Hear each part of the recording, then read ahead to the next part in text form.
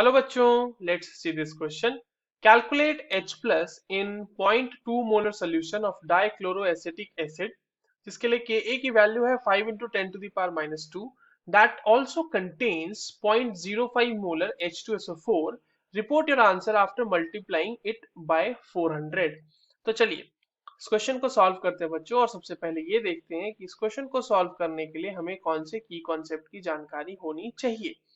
अब देखिए आपके सामने जो सवाल है ये बेसिकली पीएच कैलकुलेशन से रिलेटेड है। पीएच कैलकुलेशन आपको पता होना चाहिए कि कैसे करते हैं हम, and that is for pH calculation of weak acids. जो वीक एसिड्स होते हैं हमारे पास उनके लिए हम कैसे पीएच कैलकुलेशन करते हैं। The second thing you must be knowing about that is the कि किस तरह से हम H प्लस आयंस के कंसेंट्रेशंस को कंसिडर करते हैं इन केस ऑफ अगर हमारे पास एक मिक्सचर है, mixture of strong and weak acid. ठीक है, एक स्ट्रॉन्ग एसिड है हमारे पास और एक जो है हमारे पास एक वीक एसिड है। इन दोनों के मिक्सचर को हमें कैसे सॉल्व करना है। तो चलिए अब इस क्वेश्चन को सॉल्व करते हैं जो डेटाज हमारे पास गिवन है उसका यूज करते हुए। अब देखिए आपके पास जो एसिड है ना, डाइक्लोरो एसिटिक एसिड। ठीक है, तो डाइक्लोरो एसिटिक एसिड क्या होगा बच्चों? डाइक्लोरो एसिटिक एसिड क्या होगा? तो इसमें इस तरह से होगी ये एसिड CHCl2COOH। अब देखिए इससे जो है एक ही H प्लस निकल सकता है, ऑब्वियस सी बात है, ये मोनोप्रोटिक है, एक H प्लस दे सकता है। इसको for the sake of solution हम लोग जब यहाँ पे सॉल्व करेंगे, या चलिए इसको कोई दिक्कत नहीं है, हमको इसी तरह से रख लेंगे, कोई इसमें चेंज करने की जरूरत नहीं है।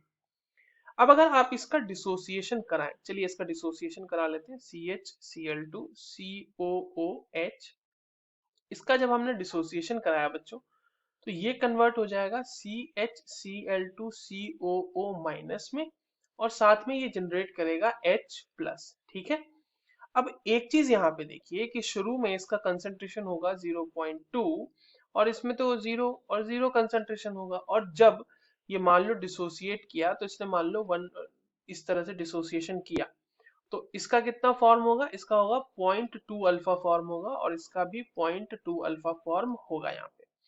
ठीक है, अब इस जो हमारे पास एसिड है, अगर हम इसके लिए Ka की वैल्यू लिखना चाहें तो वो Ka की वैल्यू क्या हो जाएगी? concentration of CHCl2COO minus into concentration of H plus divided by concentration of the acid that is CHCl2COOH, ये हो जाएगा। अब यहाँ पे इसकी जो भी वैल्यूज हमने रखी हैं उसको यहाँ पर हम लोग पुट कर देते हैं। अब अगर यहाँ पे हम वैल्यूज को रखें तो ये हो जाएगा 0.2 अल्फा, ये एक्चुअली 0.2 अल्फा हो जाएगा। अब एक चीज यहाँ पर देखें, क्योंकि आपके पास सिर्फ और सिर्फ ये डाइक्लोरो एसिटिक एसिड नहीं है सोल्यूशन में, इसके साथ साथ आपके पास H2SO4 भी है। तो अगर साइमल्टेनियसली हम H2SO4 की बात करें तो H2SO4 बच्चों कैसे डिसोसिएट हो रहा होगा? ये तो डिसोसिएट हो रहा होगा 2H plus plus SO4 2 minus में, राइट। अब अगर हमारे पास ये 0.05 मोलर है तो ऑब्वियस सी बात है, सिंपल स्टोइचियोमेट्री लगाएंगे तो H प्लस यहाँ से कितना आएगा हमारे पास? 0.1। तो देखिए जो H प्लस आप CH ये डाइक्लोरो एसिटिक एसिड के केस में भी लिखेंगे ना, यहाँ पर ये दोनों से आएगा। यहाँ पर एक्चुअल H प्लस का कंसंट्रेशन ये होगा 0.2 अल्फा प्लस 0.1। ठीक है, तो इस वैल्यू को यहाँ पर ध्यान रखना है। तो अब इसको यहाँ पर हम लोग पुट कर देते हैं वैल्यूज को यहाँ पे। ये हो जाएगा आपका 0.1 plus 0.2 alpha, right, and that will be divided by 0.21 minus alpha. अब ये जो चीज है हमारे पास, इसको थोड़ा सा अब आप फिर से सॉल्व कर सकते हैं अगर करना चाहें तो, कि अ, ये जो है Ka की वैल्यू से हम इसको थोड़ा सा रिलेट करते हैं। चलिए पहले Ka की वैल्यू रख लेते हैं बच्चों यहाँ पे। ये हो जाएगा 5 into 10 to the power -2 is equals to 0.2 alpha 0.1 plus 0.2 alpha divided by 0.21 minus alpha. Now अब देखो बच्चों, यहाँ इस पोजीशन से इस क्वेश्चन को सॉल्व करने के दो तरीके हैं।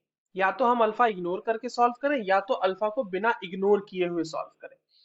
अगर हम अल्फा को बिना मान लो इग्नोर कर देते हैं तो ऐसा अज्यूम कर लेते हैं कुछ देर के लिए कि alpha can be ignored as compared to one, alpha जो है बहुत बहुत छोटा है वन से, इसीलिए हम इग्नोर कर, ओके। तो अज्यूम करते हुए कि अल्फा जो है वो छोटा है, लेट मी यस, अल्फा जो है हम लोग ऐसा अज्यूम कर लेते हैं, लेट्स एक्सपेक्ट कि अल्फा छोटा ही आ जाए। तो एक्सपेक्ट अगर हम कर रहे हैं कि alpha is smaller smaller than one, बहुत छोटा है, तो क्या हो जाएगा उसके बाद वो जो हमारे पास इक्वेशन लिखी हुई है वो क्या हो जाएगी, वो हो जाएगी 5 × 10⁻⁻² इक्वल्स टू 0.2 अल्फा इंटू 0.1, क्योंकि उससे अगर हम अल्फा को मल्टीप्लाई अगेन कर देंगे तो वो वैल्यू बहुत छोटी हो जाएगी और इसमें कोई फर्क नहीं आएगा उससे उतना, and that will be divided by 0.2, right.